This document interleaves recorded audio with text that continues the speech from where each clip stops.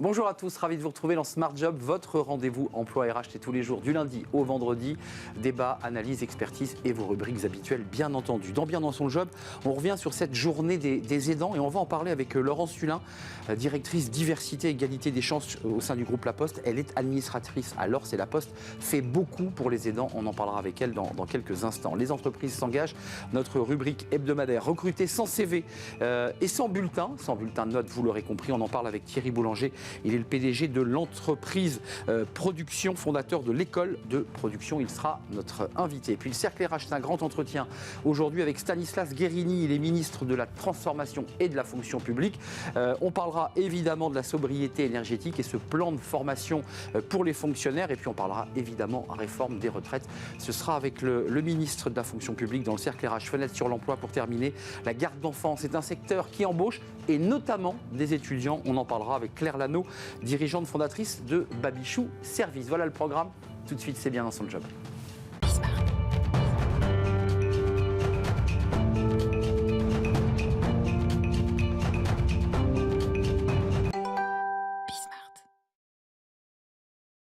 Bien dans son job. On parle beaucoup dans notre émission des aidants, c'est-à-dire celles et ceux qui ont un proche, un grand-père, une maman, un enfant malade, en difficulté, qui occasionne évidemment beaucoup de bouleversements dans la vie professionnelle et évidemment dans la vie personnelle. On en parle avec Laurence Hulin. Bonjour Laurence. Bonjour. On est ravis de vous accueillir. Directrice diversité, égalité des chances au sein du groupe La Poste. Alors c'est 200 000 collaborateurs, 250 quand on y inclut la banque et un service à l'international. Vous êtes administratrice de l'ORS et c'est important de saluer l'ORS, l'Observatoire de la responsabilité sociétale des entreprises.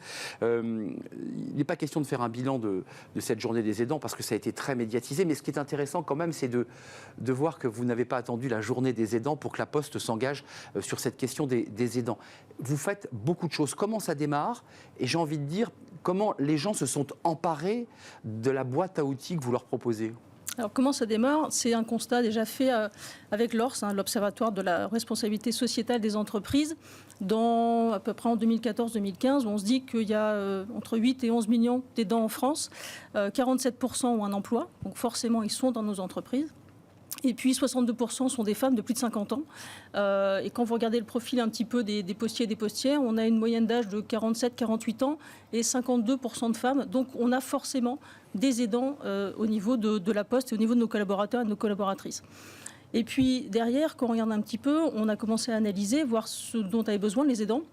Ils ont besoin de temps, ils ont besoin d'une stabilité financière, donc ils ont besoin d'un emploi. Voilà, c'est ce que quand vous êtes aidant, si vous abandonnez tout, si vous prenez dans le temps, si vous preniez un congé de proche aidant, en fait, il n'était pas rémunéré. Alors, ça a un peu changé. C'est vrai. Voilà, donc légèrement rémunéré maintenant. Légèrement, mais peu, trop peu. Voilà, donc on a un vrai sujet par rapport à ça. Et puis, on avait aussi un sujet de la personne qui est aidante, le postier ou la postière aidant. Ils ont besoin de travailler. C'est-à-dire que psychologiquement, c'est aussi très, très compliqué de s'occuper, comme vous le dites, d'un enfant en situation de handicap, d'un conjoint qui a fait un AVC, par exemple, ou d'un grand-parent ou d'un parent, avec la maladie d'Alzheimer, choses comme ça. Donc voilà, on a aussi besoin finalement de se retrouver au niveau de l'entreprise. Le 17 mai 2016, donc ça remonte un tout petit peu, mais vous créez ce guichet des aidants familiaux qui est une sorte de point d'entrée unique qui permet à ceux qui sont en difficulté de pouvoir pousser la porte. Le vrai enjeu des aidants, objectivement, parfois l'entreprise met en place des dispositifs, mais il faut pouvoir les détecter, il faut pouvoir aller les chercher, ces salariés. Souvent, ils s'isolent, souvent, ils n'en parlent pas. Comment on fait là concrètement? C'est un vrai enjeu d'entreprise. Effectivement, il y a plusieurs enjeux. Un enjeu de santé et sécurité au travail. Parce que encore une fois, ils vont aller s'épuiser à la tâche. Donc, il y a un enjeu de non-discrimination. Si vous arrivez tous les matins en retard parce que votre enfant il doit passer dans un transport spécifique pour aller à l'école et que le transport n'arrive pas, vous arrivez en retard. Donc peut-être possibilité de non-discrimination. Et puis il y a aussi un enjeu de performance économique de l'entreprise. Donc il faut vraiment motiver et accompagner ses salariés par rapport à ça. Donc concrètement, nous on a fait ce guichet des aidants. Et on a fait de la communication sur ce numéro unique. Au sein de l'ensemble des salariés, de tous les salariés. Donc on a des systèmes de communication qui nous permettent d'aller jusqu'au le bureau de poste ou la plateforme avec nos facteurs. Et donc on a diffusé ce numéro de téléphone en disant voilà, si vous êtes aidant ou si vous pensez éventuellement l'être ou si vous avez des questions à poser sur le système des aidants, ce numéro unique, clé d'entrée. La liste est longue, mais il y a beaucoup de choses intéressantes, des activités. C'est intéressant parce que les activités sportives et culturelles, des vacances pour les aidants, des jours de congé que les salariés peuvent mettre dans une grosse boîte et offrir à leurs collègues, qui ne connaissent pas forcément d'ailleurs, en disant « je donne ce jour pour les aidants ». Ça représente combien ça en volume par exemple, cette générosité intra-entreprise? Alors, la Poste donne 1000 jours par an sur ce fonds de solidarité. Donc on a signé un accord en 2018 où on s'est engagé sur vie pro, vie perso. Voilà, conciliation vie pro, vie perso pour les postières et les postiers aidants. Et donc on a créé dans cet accord-là donc un fonds de solidarité. La Poste donne 1000 jours. Les postiers et les postières qui le souhaitent peuvent également donner. Et en fait, effectivement, on a encore une fois communiqué largement. On s'est rendu compte que c'est essentiellement la filière RH et nos assistants sociaux qui nous remontent les cas, puisqu'en fait, à un moment donné, ça se voit. C'est-à-dire que quand vous êtes aidant sur votre lieu de travail, vous commencez à être fatigué, vous commencez éventuellement peut-être à faire des erreurs. Et donc, en fait, on est là aussi pour détecter. Il y a des collègues aussi parfois qui peuvent prévenir soit nos représentants RH, soit les assistants sociaux. Et donc, voilà, on identifie ces personnes-là et on les accompagne en disant, voilà, si vous correspondez à un certain niveau, on peut vous donner des jours de solidarité. Juste un débat un peu politique, parce que vous avez forcément des tableaux d'évaluation du nombre de personnes que vous aidez, que vous accompagnez. Et finalement, on se dit que ce serait presque à la collectivité ou à la puissance publique de le faire. Est-ce que c'est bien aux entreprises de prendre en charge cette question? C'est un vrai sujet quand même. C'est un vrai sujet, mais je pense que l'entreprise a son rôle aussi à jouer, parce que vous avez... nous, on a accompagné des postiers aidants qui étaient en train d'accompagner soit leurs enfants en fin de vie, soit leurs conjoints ou leurs parents. Et je peux vous assurer que quand l'entreprise se positionne, vous permet de pouvoir accompagner, parce qu'elle vous a donné 30 jours ou 60 jours de congé, donc votre proche en fin de vie, vous serez vraiment heureux de travailler dans cette société-là et vous allez... faire en sorte que l'entreprise vous soit reconnaissante finalement. Voilà. Donc oui, il y a un vrai intérêt pour l'entreprise aussi. J'allais venir... C'est un peu cynique, mais il faut en parler, c'est la marque employeur. C'est de dire notre entreprise est capable d'être dans le care, d'être dans l'accompagnement humain. C'est ça dont il est question.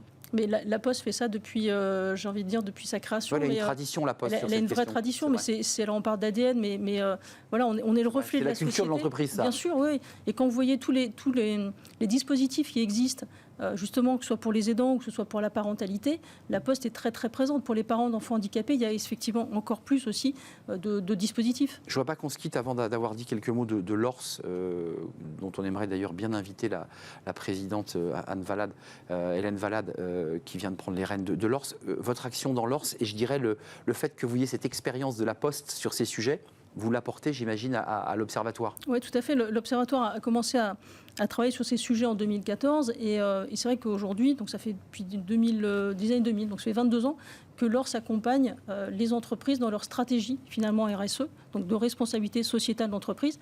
Et il s'est positionné sur ce sujet des aidants. Et donc, ils ont créé en 2014 un guide pour les aidants, quand la Poste a créé le sien aussi. Et a donc donné aussi, ils ont permis de donner des conseils, finalement, et aux entreprises qui sont membres de l'ORS. Avant de nous quitter, quand même, il y a l'enjeu d'attractivité pour dire finalement à ceux qui voudraient pousser à la porte de la Poste, se dire c'est une entreprise où on prend en compte mes difficultés, mais en interne, vous avez des remontées. Oui. Qu'est-ce qu'ils vous disent, ces salariés? Peut-être merci, tout simplement? Alors, moi, j'ai des mails de remerciements, effectivement, de personnes qui ont été accompagnées. J'ai aussi pas mal de remontées de gens qui nous disent, voilà, aujourd'hui, on accompagne 1000 postiers par an qui sont aidants. Donc, on a 4000 certificats d'aidants qui sont... C'est un certificat qui est postal, mais qui permet de qualifier le statut d'aidant. Donc il a un statut d'aidant. Il a un statut d'aidant à la Poste, et donc ça va lui donner le droit à avoir soit des chèques emploi-service supplémentaires, des CESU. Voilà, des CESU pour aller, par exemple, je sais pas, faire du ménage chez son aidé, soit par exemple pouvoir accéder à des centres de vacances médicalisés. Voilà, donc ça permet d'avoir ce statut-là. On l'a pas dit, il y a 25 jours de télétravail flottant par an. Oui. On n'a plus le temps, mais je me dis qu'avec un postier, c'est compliqué, celui qui met dans les boîtes. Alors, c'est pour ceux qui sont généralement plutôt les fonctions support. Effectivement, le facteur, hélas, ne pourra pas télétravailler. Oui, ou alors on le remplace parce qu'il est trop en difficulté. Ou alors on le remplace, voilà. Mais dans ces cas-là, effectivement, il rentre dans le fonds de solidarité. C'est une autre organisation RH, évidemment. Merci Laurent Sulin d'être venu nous rendre visite pour nous parler des aidants, qui est un sujet dont on parle beaucoup. Vous êtes en charge de l'égalité et de la diversité des chances au sein du groupe La Poste et administratrice, je le rappelle, de l'ORS, l'Observatoire de la responsabilité sociétale des entreprises. Merci d'avoir fait un détour par notre plateau. Merci à vous. Les entreprises s'engagent. Il y a plein d'entreprises qui s'engagent. On vient d'en parler avec La Poste. C'est tout de suite et c'est notre rubrique.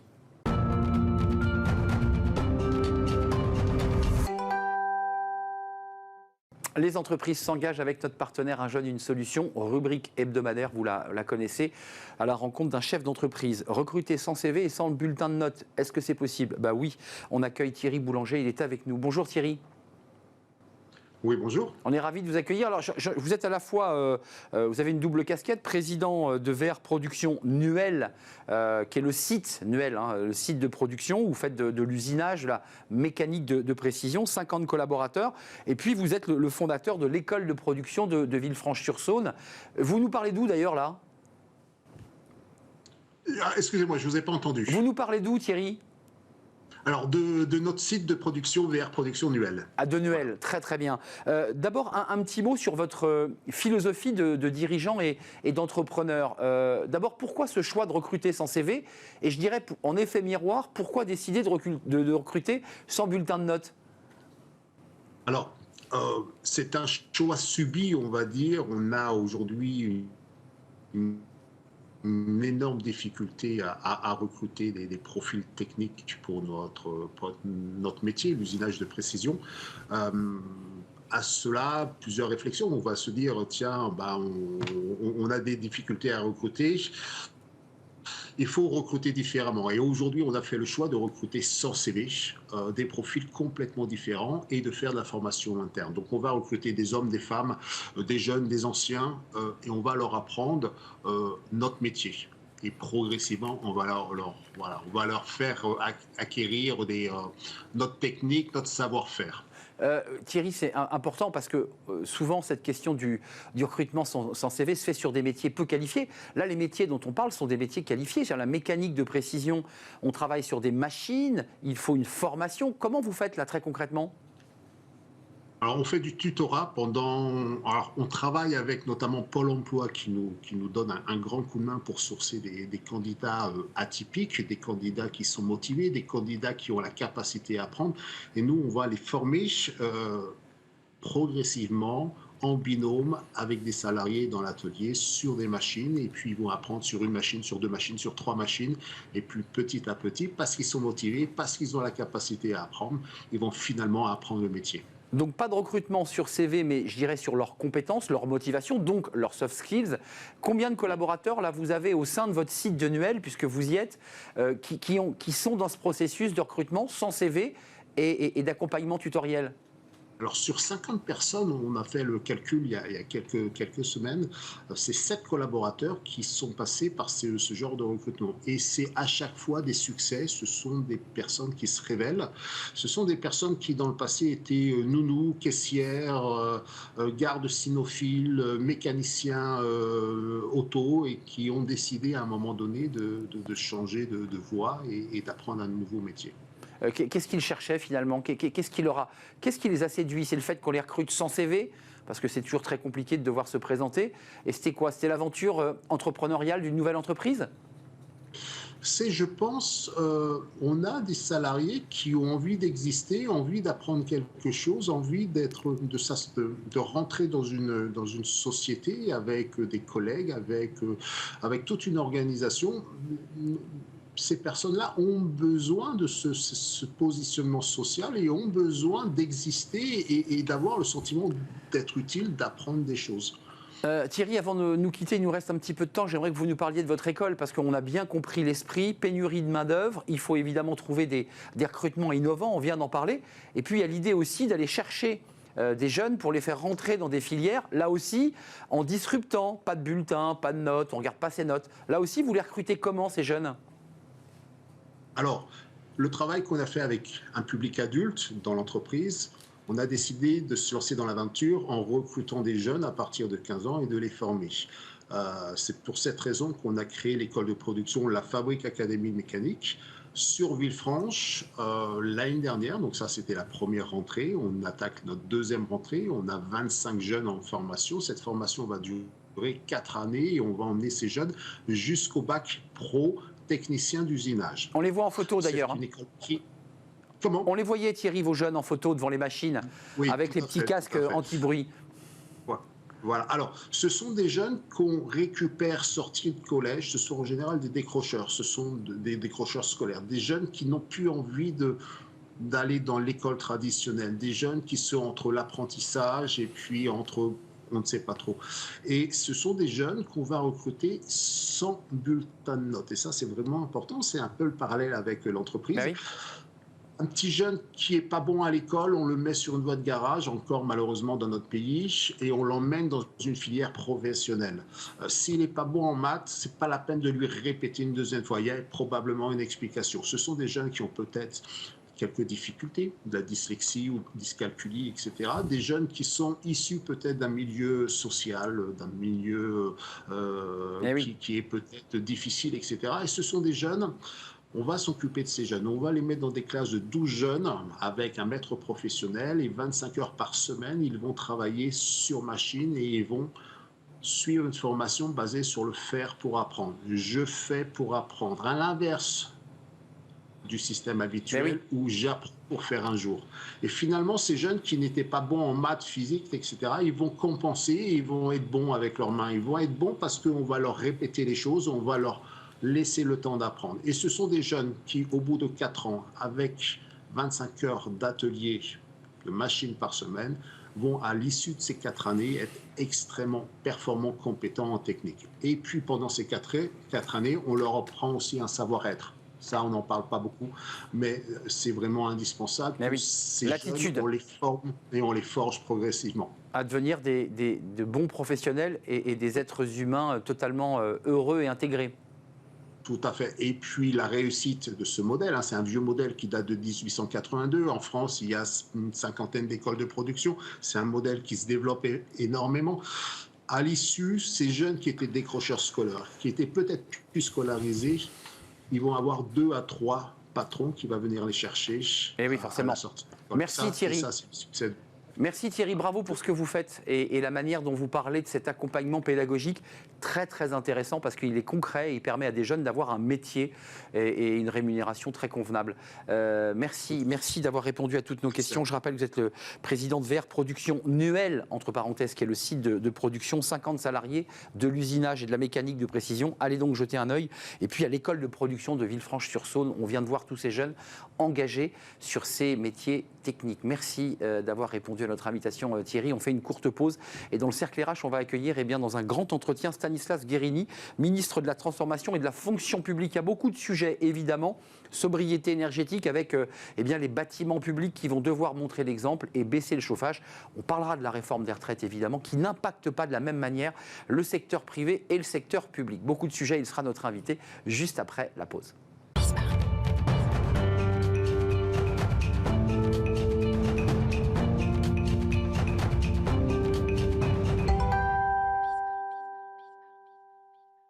Le cercle RH est un grand entretien aujourd'hui avec le ministre de la Transformation et de la Fonction publique. Stanislas Guerini, ravi de vous accueillir dans notre émission Smart Job. On va parler d'un certain nombre de sujets, des retraites évidemment, c'est une réforme très très importante. Puis on va commencer parce que vous allez annoncer ce grand plan de formation auprès des agents. Alors commençons d'abord par le début, parce que jeudi dernier, une très grande conférence de presse avec la Première ministre Agnès Pannier-Runacher, vous étiez présent pour annoncer un plan de sobriété énergétique. Alors beaucoup se sont dit, oh là là, qu'est-ce qui se passe ?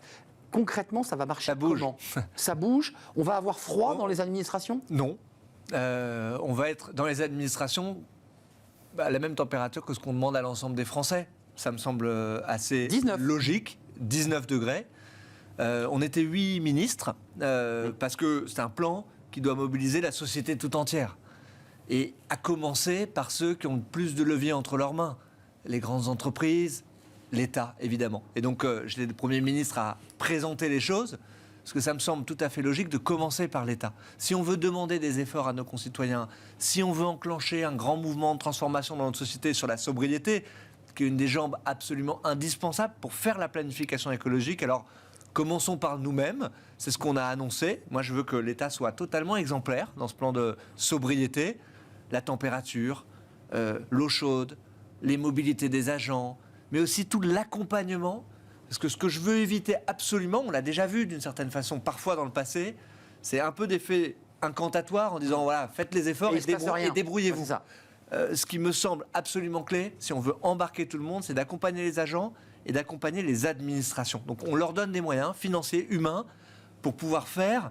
Et que ces 19 degrés, c'est très intéressant quand on parle de ça, c'est la loi.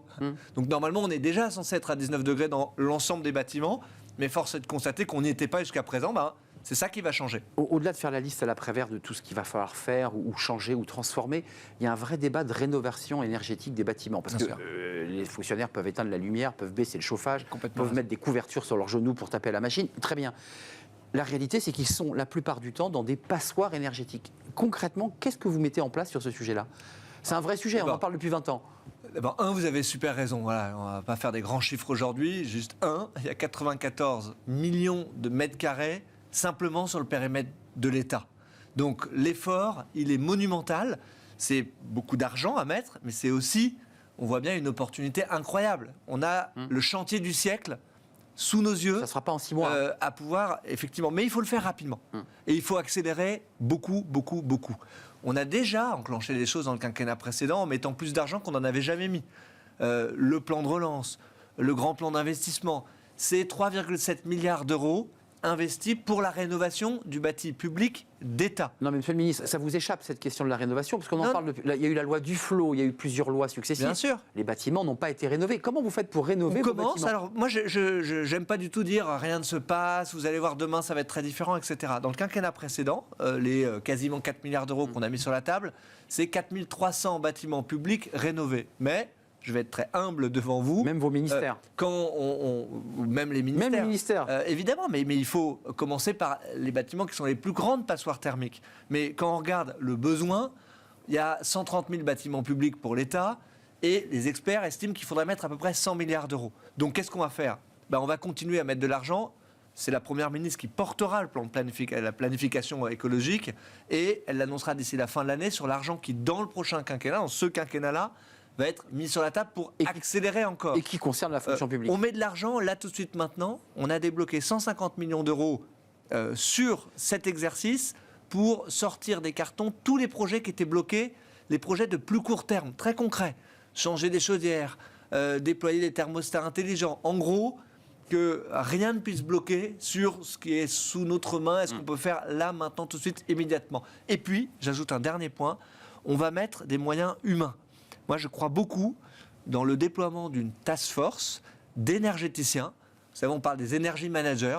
C'est un peu un nouveau métier, mais on n'en avait pas beaucoup dans l'État. On va mettre 110 personnes sur le terrain qui vont aller dans les bâtiments publics, vérifier que les chaudières sont bien réglées. Donc dans les préfectures régionales? Dans les préfectures, dans toutes les administrations déconcentrées. Et ça, cette task force-là, ce sera un peu nos hussards verts, si je puis dire, de la République. Vos auditeurs, ils vont nous aider, ils vont nous faire avancer, ils vont changer les pratiques, ils vont mieux régler le matériel, ils vont nous dire aussi où sont les priorités pour investir. Bilan énergétique de chaque bâtiment. Et je crois que c'est des jobs qui auront un fort retour sur investissement. Et donc, évidemment, c'est ça aussi la modernisation de l'action publique. Vous nous dites que vous êtes en train de créer de nouveaux métiers avec ces fameux task force d'énergéticiens qui vont venir... Soyons humbles, les energy managers dans des entreprises, etc.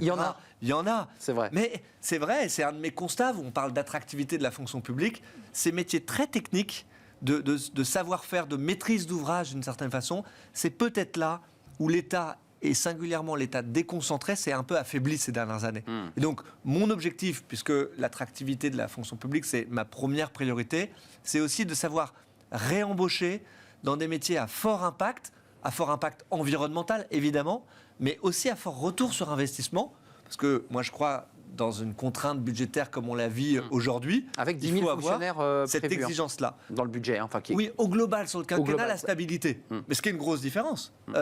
Je ne suis pas un ministre de la fonction publique dont la feuille de route repose sur des suppressions de postes. Ça aussi, ça change. On va y revenir parce que je me rappelle d'Éric Woerth qui, à l'époque, qui est aujourd'hui dans votre majorité, qui à l'époque était un ministre éminent de l'économie qui avait évoqué le non-remplacement d'un fonctionnaire sur 2 partant à la retraite. Ça ne nous a pas échappé. Non, on peut en parler si vous voulez. Moi, je il vous en parle, Éric Woerth, il vous dit, mais après tout, si on veut réduire les déficits, il faut ne plus remplacer un fonctionnaire sur 2. Mais moi, ce que je crois surtout, c'est qu'il faut remettre des fonctionnaires là où on en a le plus besoin, c'est-à-dire sur le terrain. Et donc, le mouvement qu'on enclenche dans ce quinquennat, c'est un mouvement de déconcentration pour déménager des administrations centrales. Le président de la République était hier en Mayenne pour annoncer qu'on va réouvrir des sous-préfectures. 6 sous-préfectures réouvertes. On remet le maillage du besoin, de l'argent là où on en a besoin, c'est-à-dire au plus près de nos concitoyens, parce que qu'est-ce qu'ils veulent ? Ils veulent des voix et des visages en face d'eux. Ils veulent que la numérisation, ça ne se fasse pas au détriment de l'humanisation de nos services publics. Et donc je crois que quand on a traversé les crises qu'on a traversées, elles ne sont pas totalement terminées dans le quinquennat précédent, on se rend compte que ce n'est pas d'un plan de réduction de fonctionnaires à la hache dont on a besoin, mais c'est peut-être une meilleure allocation des moyens publics et singulièrement des moyens humains. Et donc ce qu'on veut faire résolument, c'est de remettre du monde sur le terrain. Alors parlons des moyens humains, parce que là, vous faites des annonces importantes aujourd'hui, qui sont évidemment importantes et qui découlent de ce plan de sobriété énergétique. Vous annoncez un plan de 25 000 cadres de la fonction publique qui vont avoir une formation. Alors on se souvient de la crise Covid, où dans les entreprises, certains avaient nommé le monsieur Covid, qui devait gérer les gels hydroalcooliques. Est-ce que c'est un peu le même esprit, finalement, ces 25 000 fonctionnaires qui vont recevoir une formation? Oui, c'est intéressant que vous fassiez la référence à ce qui s'était passé avec ces référents Covid dans les administrations aussi d'ailleurs à ce moment-là. Vous avez vérifié. On va faire exactement la même chose. C'est-à-dire que dans chaque bâtiment public de France, j'ai demandé à ce que les chefs de service, les gestionnaires du bâtiment public désignent, ça se fera au volontariat, des agents pour pouvoir entraîner ce plan de sobriété. Ce seront nos référents sobriété et il y en aura dans tous les bâtiments publics pour faire la pédagogie des mesures, pour aller vérifier, convaincre les collègues de ne pas avoir le retour des petits radiateurs électriques en bas des bureaux. Bref, faire en sorte que... La police de l'énergie. Ça marche, mais ce sera le contraire d'une police. Parce que moi, ce que je crois, c'est que quand on veut entraîner du changement dans les organisations, il faut susciter l'adhésion, il faut convaincre, il faut que ça se fasse par le terrain. Et donc, ce qu'on souhaite faire avec ce plan de formation, c'est exactement nourrir nos plans d'action par le terrain. C'est vrai, ce que j'annonce tout à l'heure, c'est le plan le plus ambitieux de formation à la transition écologique qui n'ait jamais existé 25 000, dans la fonction publique. 3 demi-journées de formation, on est d'accord? Exactement, on va investir du temps, une journée et demie, pour former celles et ceux qui, dans la fonction publique, ont les leviers entre leurs mains. Pourquoi 25 000? Parce qu'on a ciblé les 25 000 cadres de la fonction publique. Dans les 3 fonctions publiques. Alors, on va démarrer par la fonction publique d'État, là aussi, on va le faire sur le périmètre où on a complètement la main hospitalière pour un peu plus tard. Aller vite.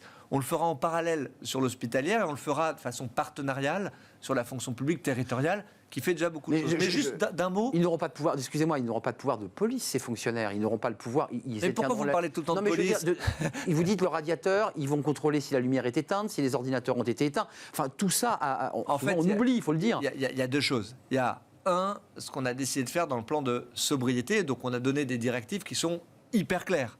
Température de chauffage, on arrête l'eau chaude pour se laver les mains, on la garde évidemment quand il y a des services qui ont besoin de prendre une douche, on diminue la vitesse de circulation des agents publics dans les véhicules de service, 110 sur l'autoroute, bref. Du télétravail. Ça, du télétravail intelligent, c'est-à-dire penser au plus près du terrain en liant cette question à celle de l'organisation du travail. Donc ça, ce sont des directives, je dirais, nationales, qui ne sont pas à discuter, qui sont à appliquer, mais où il faut convaincre tout le monde pour que ça se fasse dans la vraie vie. Vous l'annoncez aujourd'hui, tout à l'heure, et on est très heureux que vous l'annonciez ici sur le plateau de Smart Job. Combien de temps de mise en application? Parce qu'il faut quand même que ces fonctionnaires soient sélectionnés, formés, ça prend du temps. Quel est le délai? Quelle est la mise en place? On joue avec les deux temporalités. Plan de sobriété, c'est là, maintenant, tout de suite. Il n'y a pas de délai pour que les différentes mesures que j'ai pu annoncer pour la fonction publique s'appliquent. Et donc ça, c'est vraiment immédiat. Et puis, on joue avec la jambe aussi du moyen terme et du long terme. Ce plan de formation, on va le déployer jusqu'à 2024.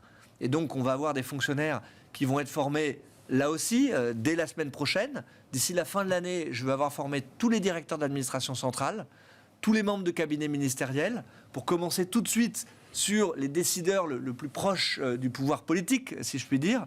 Et ensuite, pouvoir déployer à des magistrats, à des patrons et des patronnes d'autorités régionales de santé, à des chefs de service. Et donc d'ici 2024, infusé on va dans tous les niveaux. Former l'ensemble des fonctionnaires qui dirigent un service sur le terrain, une administration centrale, pour que celles et ceux qui ont des leviers de décision entre leurs mains, qui peuvent lancer des travaux de rénovation, qui peuvent prendre des décisions sur des plans de formation, le fassent et surtout le fassent de façon cohérente avec ce qu'est leur quotidien et leur périmètre. Donc ces plans de formation, c'est pas qu'une formation théorique. Il y aura une part de formation théorique. La première demi-journée, j'imagine. Exactement, c'est la première demi-journée. Il faut comprendre que raconte le GIEC, ce que c'est qu'une fresque du climat. De la macroécologie.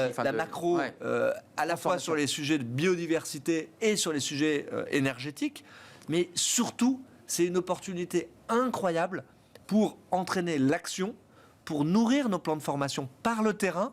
Et on va consacrer une demi-journée entière de restitution, Aller de sur travail avec le service. J'ai vu dans aller une sur le ferme terrain. bio, Mais bien sûr. vous allez faire peut-être vous allez créer susciter des vocations, parce que peut-être qu'il y a des fonctionnaires qui vont dire, mais attendez, je vais quitter la fonction publique pour aller regagner une ferme bio. Moi, je crois au je sais contraire que si on donne du sens, et il n'y a pas de projet collectif qui a plus de sens que de réussir ce chantier de planification écologique, si on donne du sens au travail de nos fonctionnaires, que ce soit des agents de guichet, que ce soit des secrétaires de mairie, que ce soit des patrons et des patronnes d'administration centrale, si on donne du sens, alors moi je crois au contraire qu'on se donnera des moyens supplémentaires pour garder nos fonctionnaires et faire même mieux, être un employeur public attractif. Retrouver en haut de la pile, des jeunes qui viennent bosser dans la fonction publique. Moi, c'est ma première priorité, l'attractivité de la fonction publique. Et je dis, notamment aux jeunes générations, qui sont en recherche de sens, vous le voyez dans chaque remise de diplôme de concours, et dans chaque émission ici, quelles que soient les écoles, et je suis sûr que vous recevez beaucoup de monde,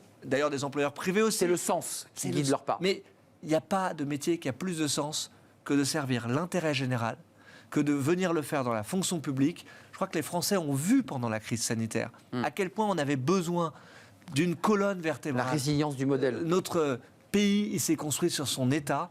Je crois que c'est très particulier, il ne faut jamais l'oublier. Et on a besoin d'une fonction publique engagée.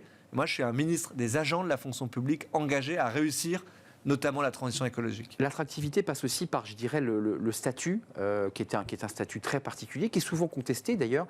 Que moi, je ne remets pas en cause. Et que vous ne remettez pas en cause. Directement. Vous avez lu, j'en suis sûr, la tribune et l'étude de l'IFRAP, dirigée par Agnès Verdier-Molinier. Je vous cite chaque personne, c'est tiré de sa tribune, chaque personne imposable paie ainsi chaque mois autour de 200 € pour financer les pensions surdotées de nos agents publics, surdotées parce que l'IFRAP a pu montrer à partir d'un échantillon de 4000 fonctionnaires, eh bien qu'on le sait tous, le calcul de la retraite dans le privé et dans le public ne se fait pas de la même manière. Je vous la pose abruptement, la question. Le débat des retraites est sur la table et il suscite une vive polémique. Est-ce qu'on met les deux modèles à égalité? On ne calcule pas la retraite de la même manière que l'on soit un agent de la fonction publique ou qu'on soit un salarié du privé. Enfin, alors je vais vous répondre de façon extrêmement cash.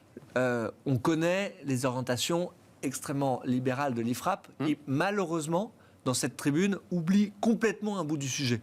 Moi, j'en ai un tout petit peu marre qu'on me dise « Ah là là, les agents publics, qu'est-ce qu'ils sont privilégiés par rapport à leur retraite ?»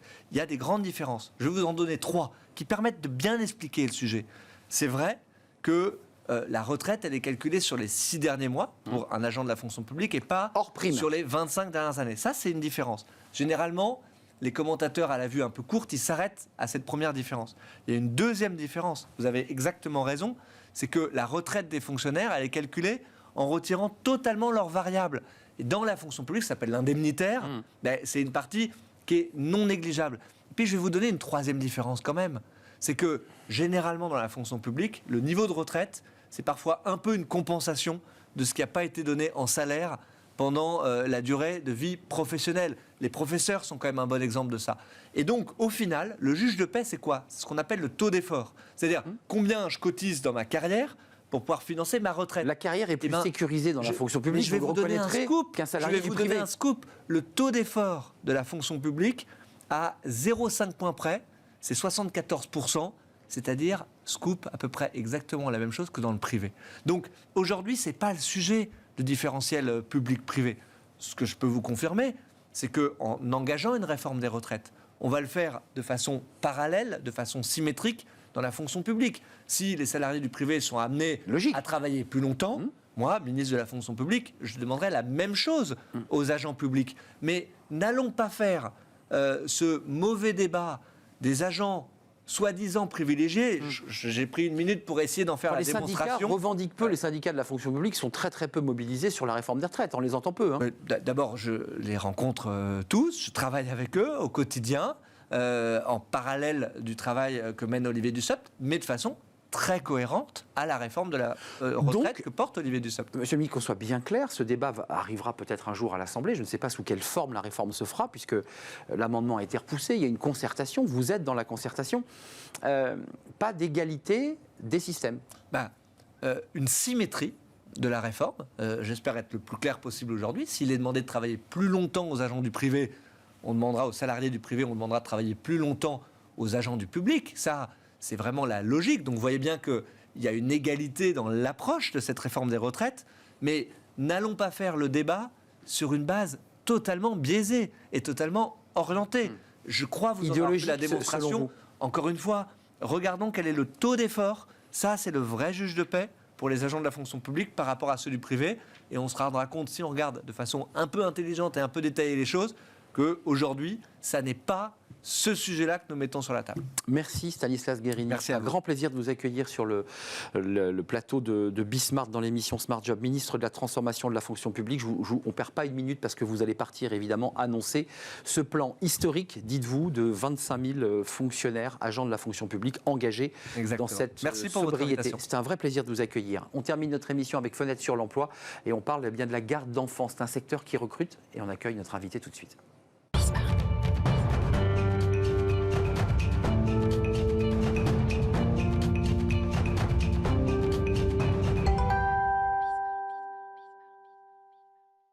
Et on termine notre émission avec Fenêtre sur l'emploi. On parle recrutement, on parle de garde d'enfants. C'est un secteur, on le sait, qui recrute beaucoup. Et on accueille Claire Lano. Bonjour Claire. Bonjour. Ravi de vous accueillir. Vous êtes déjà venue la saison précédente nous parler de votre entreprise, dirigeante fondatrice de Babichou Service.